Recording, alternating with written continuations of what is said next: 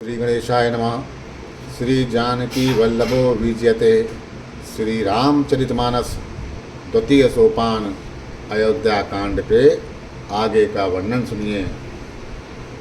मुनिगण मिलन विशेष बन सब ही भांति हित मोर तई महापितु आयुष बहुरी सम्मत जननी तोर।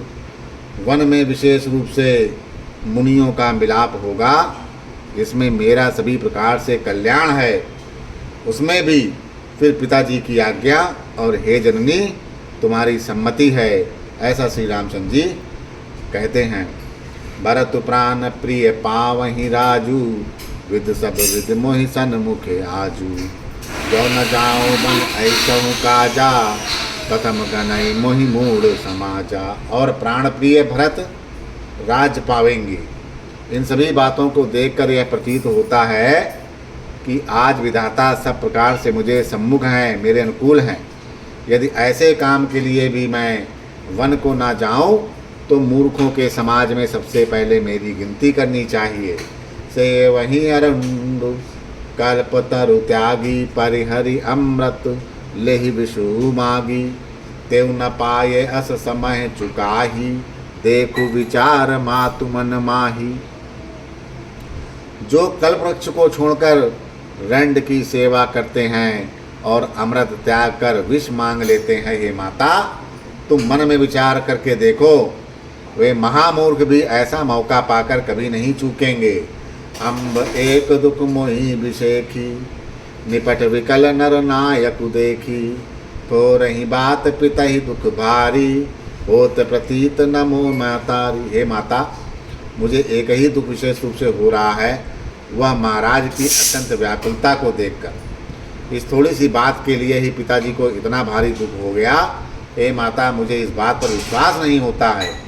रावधीर गुण उदधि अगाधु बा मोहिते कछु बड़े अपराधु जाते मोहिना कहत कछु राहु मोरी शपथ तो ही कहूँ सती भाव। क्योंकि महाराज तो बड़े धीर और गुणों के अथाह समुद्र हैं, अवश्य ही मुझसे कोई बड़ा अपराध हो गया जिसके कारण महाराज मुझसे कुछ भी नहीं कहते। तुम्हें मेरी सौगंध है माता, तुम सच सच बताओ। सहज सरल वर वचन कुमति कुटिल कर जान चलहि जोक जल वक्र गति जद्यपि सलुल समान। रकुल में श्रेष्ठ श्री रामचंद्र के स्वभाव से ही सीधे वचनों को दुर्बुद्धि के कई टेढ़ा ही करके जान रही है। जैसे यद्यपि जल समान ही होता है, परंतु जोंक उसमें टेढ़ी चाल से ही चलती है। रहसी रानी राम रुख पाई भोली कपट स्नेहु जलाई शपथ तुम्हार भरत कहे आना हेतु न दूसर मैं कछु जाना। रानी कैकेयी श्री रामचंद्र जी का रुख पाकर हर्षित हो गई और कपट पूर्ण स्नेह दिखा के कहती है कि तुम्हारी शपथ और भरत की सौगंध, मुझे राजा के दुख का दूसरा कुछ भी कारण नहीं मालूम है। तुम्हें अपराध जोग नहीं जाता था, तुम्हें अपराध जोग नहीं ताता जनकी जनक बंधु सुखदाता राम सत्य सब जो कछु कहाऊँ तुम पितु मातु बचन रतयाहूँ। हे तात तुम अपराध के योग्य तो नहीं हो, तुमसे माता पिता का अपराध बन पड़े यह संभव नहीं। तुम तो माता पिता और भाइयों को सुख देने वाले हो। हे राम तुम जो कुछ कह रहे हो वो सब सत्य है। तुम पिता और माता के वचनों के पालन को में तत्पर हो। पितहि बुझाई कहाऊँ बलि सोई चौथे पन जहीं अजुस न होई तुम सम सुमन सुकत जहीं कीने उचित नता सुनिरादरु कीने। मैं तुम्हारी बलिहारी जानती हूँ, मैं तुम्हारी बलिहारी जाती हूँ। तुम पिता को समझाकर वही बात कहो जिससे चौथेपन या बुढ़ापे में इनका अपयश ना होए। जिस पुण्य ने इनको तुम जैसे पुत्र दिए हैं उसका निरादर करना उचित नहीं है। लागहि कुमक वचन शुभ कैसे मगह गयाधिक तीरथ जैसे राम ही मातु वचन सब भाए जिम सुर सरिगत सलिल सुहाए। कैकेयी के बुरे मुख में ये शुभ वचन कैसे लगते हैं, जैसे मगध देश में गया आदिक या तीर्थ श्री रामचंद्र जी को माता कैकेयी के सब वचन ऐसे अच्छे लगे जैसे गंगा जी में जाकर अच्छे बुरे सभी प्रकार के जल शुभ और सुंदर हो जाते हैं। दही मुरचारा मही सुमरी नप फिर करवट लीन, सचिव राम आगमन कही विनय समय समकी। इतने में राजा को मूर्छा दूर हो गई। उन्होंने राम का स्मरण करके राम राम कहकर फिर करवट ली। मंत्री ने श्री रामचंद्र जी का आना कहकर समय अनुकूल विनती की। अब निपयकिन राम पग धारे, धर धीरज तब नयन उघारे। सचिव समारे राहु बैठारे, चरण परत नप राम निहारे। जब राजा ने सुना कि श्री रामचंद्र जी पधारे हैं तो उन्होंने धीरज धर के नेत्र खोले। मंत्री ने संभाल कर राजा को बैठाया। राजा ने श्री रामचंद्र जी को अपने चरणों में पड़ते या प्रणाम करते हुए देखा। लिए सनेह विकल उरलाई, गए मनि मनहु पिनक पिर पाई। राम ही चितई रहूं नर नाहू, चला बिलोचन बारी प्रबाहु। स्नेह से विकल राजा ने राम जी को हृदय से लगा लिया, मानो सांप ने अपनी खोई हुई मणि फिर पा ली हो। राजा दशरथ जी श्री राम जी को देखते ही रह गए। उनके नेत्रों से आंसुओं की धारा बह चली। शोक विभस कछु कहे न पारा, हृदय लगावत बार ही बारा। विदहि मनाऊ राऊ मन माही, जही रघुनाथ न कानन जाही। शोक के विशेष वश होने के कारण राजा कुछ कह नहीं सकते। वे बार बार श्री रामचंद्र जी को हृदय से लगाते हैं और मन में ब्रह्मा जी को मनाते हैं कि जिससे श्री रघुनाथ जी वन को न जाएं। सुमरि महेश ही कहाई निहोरी, विनती सुनहु सदा शिव मोरी। आशुतोष तुम अवधर दानी, आरती हरहु दीन जनु जानी। फिर महादेव जी का स्मरण करते हैं, उनसे निहोरा करते हुए कहते हैं कि हे सदाशिव, आप मेरी विनती सुनिए। आप आशुतोष या शीघ्र प्रसन्न होने वाले हैं और अवधरदानी यानी कि मुँह मांगा वर देने वाले हैं। अतः मुझे अपना दीन सेवक जानकर मेरे दुख को दूर कीजिए। तुम प्रेरक सबके हृदय, सो मति राम ही देहूँ। बचन मोर तज रहाय घर, परिहर शील स्नेहूँ। आप प्रेरक रूप से सबके हृदय में हैं। आप श्री रामचंद्र जी को ऐसी बुद्धि दीजिए जिससे वे मेरे वचन को त्याग कर और शील स्नेह को छोड़कर घर में ही रह जाएं। अजस हो या जग सुजसु न साऊँ, नरक पर हूँ बर सुरूपुर जाऊँ। सब दुख दुसहूँ सुहावहूँ लोही, लोचन ओट राम जन होही। जगत में चाहे अपयश हो या सुयश नष्ट हो जाए, चाहे नया पाप होने से मैं नरक में गिर जाऊं अथवा स्वर्ग चला जाऊं, पूर्व पुण्यों के फलस्वरूप मिलने वाला स्वर्ग चाहे मुझे ना मिले और भी सब प्रकार के दुसह दुख आप मुझसे सहन करा लें, पर श्री रामचंद्र जी मेरी आंखों की ओट ना हो। हस मन गुनई राव नहीं बोला, पीपर पात सरस मन डोला। रघुपत पितहि प्रेम बस जानी, पुनि कछु कहाई मातु निमानी। राजा मन ही मन इस प्रकार से विचार कर रहे हैं, बोलते नहीं। उनका मन पीपल के पत्ते की तरह डोल रहा है। श्री रघुनाथ जी पिता को प्रेम के वश में जानकर और ये अनुमान करके कि माता फिर कुछ कहेंगी तो पिताजी को दुख होगा। देश काले अवसर अनुसारी, बोले वचन विनीत विचारी। तात कहाऊँ कछ करऊँ ढिठाई, अनुचित क्षमब जान लरिकाई। देश काल और अवसर के अनुकूल विचार करके विनीत वचन कहते हैं श्री राम, हे तात, मैं कुछ कहता हूँ या ढिठाई करता हूँ, इस औनचित्त को मेरी बाल्यावस्था समझकर क्षमा करिएगा। अति लघु बात लागे दुख पावा, काहू न मोह कहीं प्रथम जनावा। देखी को सही है पूछऊँ माता, सुनि प्रसंग भय शीतल गाता। इस अत्यंत तुच्छ बात के लिए आपने इतना दुख पाया, मुझे किसी ने पहले कहकर ये बात नहीं जनाई। हे स्वामी, आपकी इस दशा में देखकर मैंने माता से पूछा, उनसे सारा प्रसंग सुनकर मेरा सब अंग शीतल हो गया, मुझे बड़ी प्रसन्नता हुई है। मंगल समय स्नेह बस, सोच परिहरऊँ तात। आयुष रही हैं हर्ष ही है, कहीं पुल के प्रभु गात। हे पिताजी, इस मंगल के समय स्नेहवश होकर सोच करना छोड़ दीजिए और हृदय में प्रसन्न होकर मुझे आज्ञा दीजिए। यह कहते हुए प्रभु श्री रामचंद्र जी सर्वांग पुलकित हो गए। धन्य जन्म जगती तलतासु पित ही प्रमोद चरित सुनी जासु, चारि पदारथ कर तलता के प्रिय पितु मातु प्राण सम जाके। फिर उन्होंने कहा, इस पृथ्वी तल पर उसका जन्म धन्य है जिसके चरित्र सुनकर पिता को परम आनंद हो, जिसको माता पिता प्राणों के समान प्रिय हैं। चारों पदार्थ अर्थ धर्म काम और मोक्ष उसके करतलगत है, मुट्ठी में रहते हैं। आय सुपाल जन्म फल पाई, अय्यों बे गई होए रजाई, विदा मातु सन आवऊ मांगी, चरियों बनही बहुर पग लागी। आपकी आज्ञा का पालन करके और जन्म का फल पाकर मैं जल्दी ही लौट आऊँगा, अतः कृपया आज्ञा दीजिए। माता से विदा मांग आता हूँ, फिर आपके पैर लगकर प्रणाम करके वन को चलूँगा। अस कहीं राम गमन तब की ना, पूप शोक बस उतर नदीना, नगर व्यापी गई बात तो सुता पूछी, चुवत चढ़ी जनु सब तन बीछी। ऐसा कहकर तब श्री रामचंद्र जी वहाँ से चल दिए। राजा ने शोकवश कोई उत्तर नहीं दिया। वह बहुत ही तीखी या अप्रिय बात नगर भर में इतनी जल्दी फैल गई, मानो डंक मारते ही बिच्छू का विष सारे शरीर में चढ़ गया।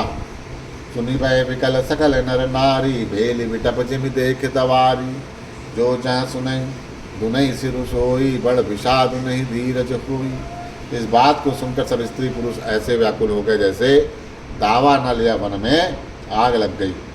देखकर बेल और वृक्ष मुरझा जाते हैं। जो जहाँ सुनता है वहीं पर सिर पीटने लगता है। बड़ा विषाद है, किसी को भी धीरज नहीं बंधता। नुत सुकाहि लोचन श्रवहि, सो पुनर्दय समाय, मनोह करण रस कटकई, उतरी अवध बजाए। सबके मुख सूख जाते हैं, आंखों से आंसू बहते हैं, शोक हृदय में नहीं समाता। मानो करुणा रस की सेना अवध पर डंका बजाकर उतर आई हो। मिलहि मांझ विधि बाति बेगारी, जहाँ ता दे कैकेयी गारी, ऐ पापन ही बूझ कपरयूं, छाई भवन पर पावक उधरयूं। सब मेल मिल गए थे, सब संयोग ठीक हो गए। इतने में ही विधाता ने बात बिगाड़ दी। जहाँ तहाँ लोग कैकेयी को गाली दे रहे। इस पापिन को क्या सूझ पड़ा जो इसने छाए घर पर आग लगा दी। निज कर नयन काढ़ चढ़ दीना, डारि सुधा विषु चाहत चीखा, कुटिल कठोर कुबुद्धि अभागी, भई रघुवंश बेनु बिनियागी। यह अपने हाथों से अपनी कोख को निकालकर यानी आँखों के बिना ही देखना चाहती है और अमृत फेंक कर विष चखना चाहती है। यह कुटिल कठोर दुर्बुद्धि और अभागनी कैकेयी रघुवंश रूपी बांस के वन के लिए अग्नि का काम कर रही है। पालव बैठ पेड़ यही काटा, सुख मुँह शोक ठाट नहीं डाटा, सदा राम वही प्राण समाना, कारण कवन कुटिल पन उठाना। पत्ते पर बैठकर उसने पेड़ को काट डाला, सुख में शोक का ठाट ठटकर रख दिया। श्री रामचंद्र जी इसे सदा प्राणों के समान प्रिय थे, फिर भी न जाने किस कारण इसने यह कुटिलता ठानी है। सत्य कहाँ कभी नारी स्वभाव, सब विधि गहूँ अगाध दोहराऊँ, निज प्रतिबंब बरकु कहीं जाई, जानी न जाई नारी गति भाई। कभी सत्य ही कहते हैं कि स्त्री का स्वभाव सब प्रकार से पकड़ में ना आने योग्य अथा भेद भरा होता है। अपनी परछाई भले ही पकड़ जाए, पर भाई स्त्रियों की चाल कोई नहीं जानता। काह न पावक जारी सक, का ना समुद्र समाए, का ना करें अबला प्रबल, के जग कालु न खाए। आग क्या नहीं जला सकती, समुद्र में क्या नहीं समा सकता, अबला कहाने वाली प्रबल स्त्री क्या नहीं कर सकती, और जगत में काल किसको नहीं खाता है। का सुना ये विधि कहा सुनावा, का दिखाई चाहे काह दिखावा, एक कहीं बल भूप न कीना, बरु विचार नहीं कुमत ही दीना। विधाता ने क्या सुना दिया क्या दिखाकर क्या दिखा दिया और क्या दिखाना चाहता है। एक कहते हैं कि राजा ने अच्छा नहीं किया, दुर्बुद्धि कैकेयी को विचार करके वर नहीं दिया। जो हटिवयौ सकल दुख भाजनु, अबला विवश ज्ञान गुण गाजनु। एक धर्म पर मिति पहचाने, न पही दोष नहीं देहि सहान। जो हट करके कैकेयी की बात को पूरा करने में अड़े रह गए, स्वयं सब दुखों के पात्र हो गए। स्त्री की विशेष वश होने के कारण मानो उनका ज्ञान और गुण जाता रहा। एक जो धर्म की मर्यादा को जानते हैं और सयाने हैं, वे राजा को दोष नहीं देते हैं। सिबिदधीच हरिचंद कहानी, एक एक सन कहाएं बखानी। एक भरत एक सम्मत कहाई, एक उदास भाई सुख रहाई। वे शिबी, दधीच और हरिचंद की कथा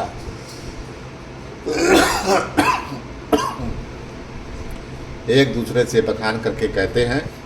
कोई एक इसमें भरत जी की सम्मति बताते हैं, कोई एक सुनकर उदासीन भाव से रह जाते हैं, कुछ ही बोलते ही नहीं। कान मूंद कर रद नहीं लीहा, एक कहाई एक बात अलीहा। सुखत चाहिए कहत तुम्हारे, राम भरत कहूँ प्राण प्यारे। कोई हाथों से कान मूंद कर और जीभ को दांते तले दबाकर कहता है कि यह बात झूठ है, ऐसी बात कहने से तुम्हारे पुण्य नष्ट हो जाएंगे। भरत जी को तो रामचंद्र जी प्राणों के समान प्रिय हैं। चंदु चवय बरु अनल कन, सुधा हो ये विषतूल। सपने कबहु न करही किछु, भरतु राम प्रतिकूल। चंद्रमा चाहे शीतल किरणों की जगह आंगन की चिंगारियां बरसाने लगे, और अमृत चाहे विष के समान हो जाए, परंतु भरत जी स्वप्न में कभी रामचंद्र जी के विरुद्ध कुछ नहीं कहेंगे। एक विधात ही दूषण देही, सुधा दिखाए दीन विष जेही। खर बरु नगर सोच सब काहू, उसह दाहू और मिटा उछाहू। कोई एक विधाता को दोष देते हैं, इसने अमृत दिखाकर विष दे दिया। नगर भर में खलबली मच गई, सब किसी को सोच हो गया। हृदय में दुसह जलन हो गई, आनंद उत्साह मिट गया। विप्र बधु कुल मान जठेरी, देवरी परम ककेई केरी। लगी देन कुशील सराही, वचन बान सम लागहि ताही। ब्राह्मणों की स्त्रियां कुल की माननीय, बड़ी बूढ़ी और जो कैकेयी की परम प्रिय थीं, वे उसके शील की सराहना करके उसे चीख देने लगी, पर उसको उनके वचन बाण के समान लगते हैं। भरत न मोहि प्रिय राम समाना, सदा कहूँ यहूँ सब जुग जाना। करहूँ राम पर सहज स्नेहू, कहीं अपराध आज बन देहू। वे कहती हैं, तुम तो सदा कहती थी कि श्री रामचंद्र जी के समान मुझको भरत भी प्यारे नहीं। इस बात को सारा जगत जानता है। श्री रामचंद्र जी पर तो तुम स्वाभाविक ही स्नेह करती रही हो, आज किस अपराध से उन्हें वन देती हो। कबहु न कियहूँ सब अति आरेसु, प्रीति प्रतीत जान सब देसु। कौशल्या अब काह बिगारा, तुम जेहि लागी वज्रपुर पारा। तुमने कभी सौतिया डाह नहीं किया, सारा देश तुम्हारे प्रेम और विश्वास को जानता है। अब कौशल्या ने तुम्हारा कौन सा बिगाड़ दिया, जिसके कारण तुमने सारे नगर पर वज्र गिरा दिया। सिय की पिय सगु परिहरही, लखनु की रही धाम। राजु की भूंजब भरतपुर, नृप की जई बिनु राम। क्या सीता जी अपने पति श्री रामचंद्र जी का साथ छोड़ देंगी? क्या लक्ष्मण जी श्री रामचंद्र जी के बिना घर पर रह सकेंगे? क्या भरत जी श्री रामचंद्र जी के बिना अयोध्यापुरी का राज भोग सकेंगे? और क्या राजा श्री रामचंद्र जी के बिना जीवित रह सकेंगे? अर्थात न सीता जी यहाँ रहेंगी, न लक्ष्मण जी रहेंगे, न भरत जी राज करेंगे, और न राजा ही जीवित रहेंगे, सब उजड़ जाएगा। बोलो सियावर रामचंद्र की जय।